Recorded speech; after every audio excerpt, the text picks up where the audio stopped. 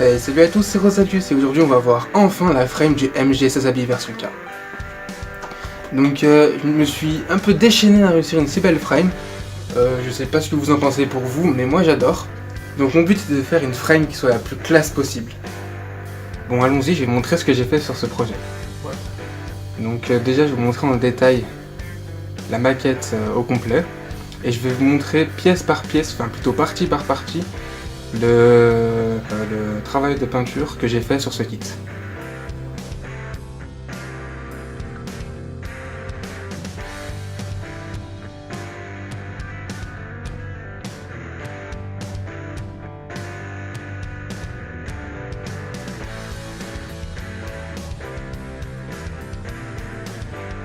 Commençons par le buste.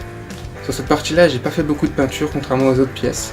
J'ai surtout gardé la pièce au niveau du cou que j'avais peint moi-même au début à la main. Donc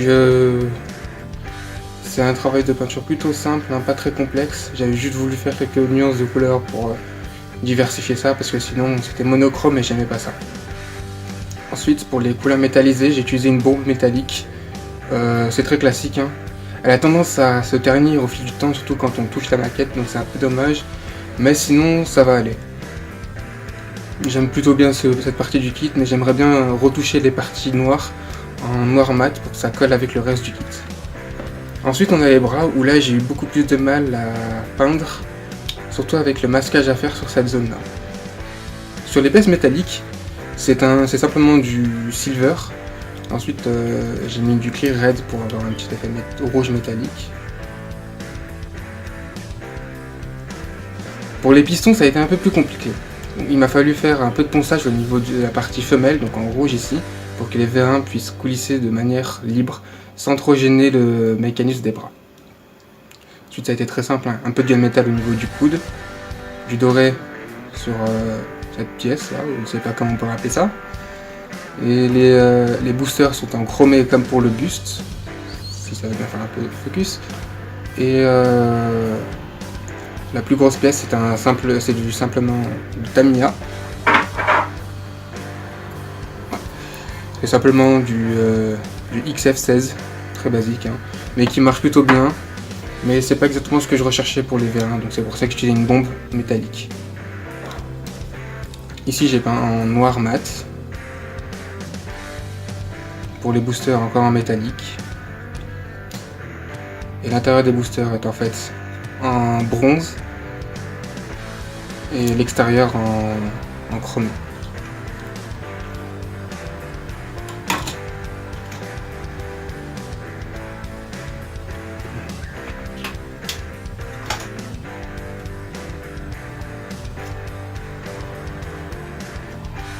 Le backpack est plutôt simple, toujours une base en gunmetal.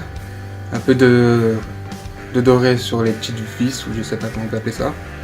J'ai pas encore peint ça en bronze, je sais pas si je vais le faire, j'hésite encore. L'intérieur des racks à funnel est donc en chromé. Et puis j'ai pas fait beaucoup de modifications, j'ai surtout fait pour les plus grosses pièces. Si vous vous demandez où sont les jupes avant et les côtés, c'est simplement que je les avais déjà peintes au pinceau et que je compte les modifier plus tard.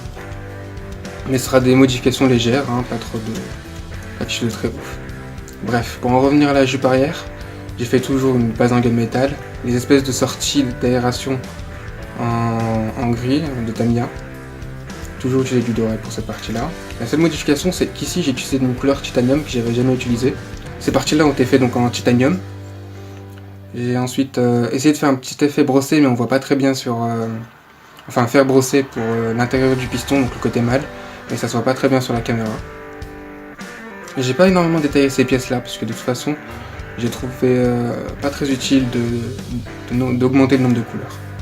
Mais sinon, je trouve que le rendu est plutôt bien, c'est plutôt propre, et ça me plaît bien. J'aurais pu faire un peu un effet rouge métallique sur certaines pièces, mais pour moi, ça me va.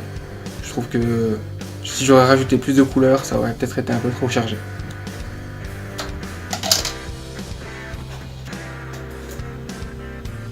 Donc là, voici la jambe. L'une des parties qui m'a demandé le plus de boulot. À cause du nombre de masquages qu'il m'a fallu faire au niveau des différentes couleurs. Donc franchement j'en ai bavé. Si toute personne qui veut s'attaquer à la peinture de ses habits, je lui souhaite bonne chance, surtout à l'aérographe, parce qu'autant au pinceau, le masquage c'est pas essentiel, mais à l'aérographe pas le choix. Donc je vous souhaite bonne chance, surtout cette partie-là, je vous conseille d'utiliser de la pâte à fixe. Les vérins qui sont juste ici, et j'ai utilisé de la pâte à fixe pour faire le masquage. Ou bien utiliser du masquage liquide, ça peut vous aider, ce sera un peu plus simple. Pour le booster avant ici, j'ai fait juste une base en silver, puis ensuite j'ai utilisé du clear red pour avoir cet effet un peu rouge métallique. Malheureusement, j'arrive pas à faire un beau rendu sur la caméra, mais je vous garantis, c'est un très beau rouge métallique. D'ailleurs, si vous voulez savoir, c'est à peu près le même rouge métallique que les kits Shinanju Titanium et toutes ces maquettes en plated. Voilà.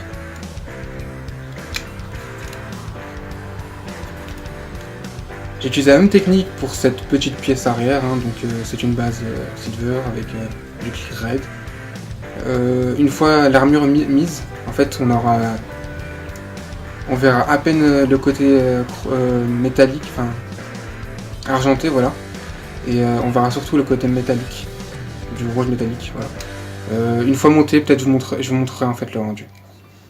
Là on va plutôt s'attarder sur la frame en elle-même, et plus tard, pourquoi pas, je montrerai le kit une fois l'armure mise. Sous les jambes, j'ai aussi détaillé un peu les espèces de vis, toujours en gold. De toute façon, c'est tout le temps le même schéma. Base en gunmetal et vis en doré. Et les autres pièces en silver. Quelques petits détails avec cette couleur-là, dont je ne connais pas le nom. Voilà. Ça c'est le titanium. Cette couleur là j'ai utilisé. Donc cette partie là c'est